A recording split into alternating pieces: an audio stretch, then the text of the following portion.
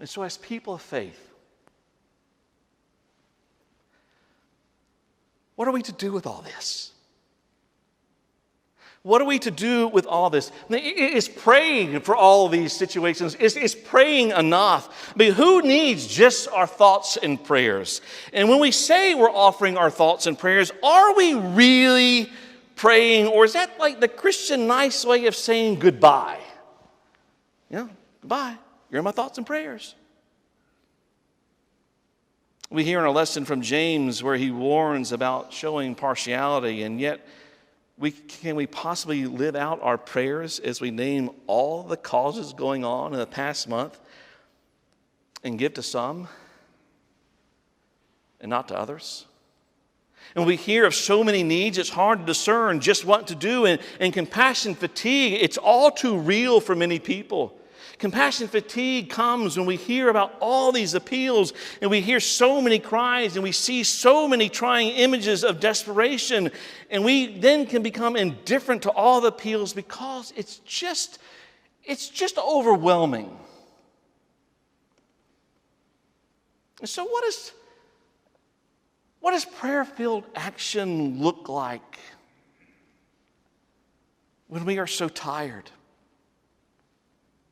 What does it look like? What does prayer-filled action look like when there's so many causes worth giving to and volunteering our time for and planning mission trips to help in recovery? It's more than a little overwhelming as we hear the cries of people far and wide.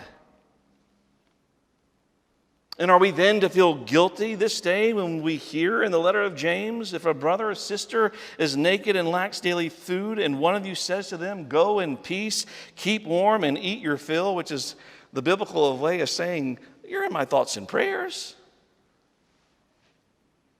But then James continues, and yet you do not supply their bodily needs.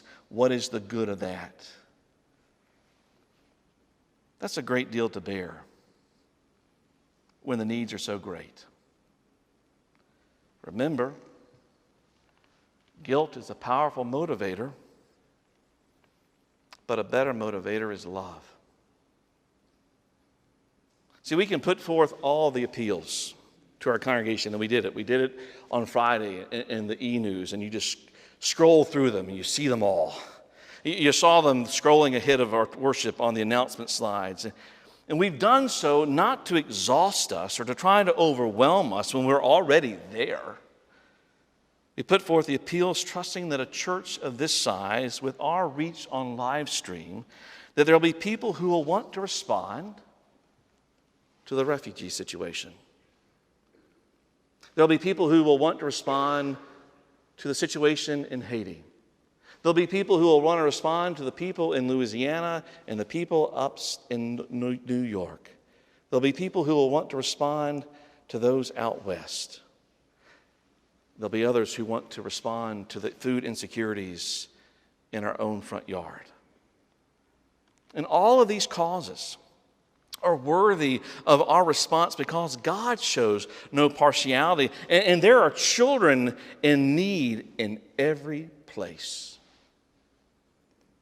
I trust we will not only pray for all the people in all these situations that I have named and lifted up, but I trust that our prayers will lead us to action as we seek to love our neighbors as ourselves.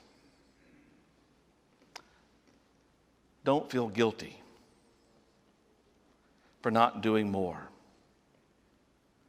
or responding to every cause. But let the love of Christ lead you to do the most good you can do and feel God's blessing as you live out that blessing to others through your prayer-filled response, trusting that together we can meet these needs. Not just for those here at Centreville Church, but when we partner with other churches in our district, when we partner with churches around all the different denominations, we together are meeting those needs. And together we will make a difference. And together we will love our neighbors, near and far. Amen.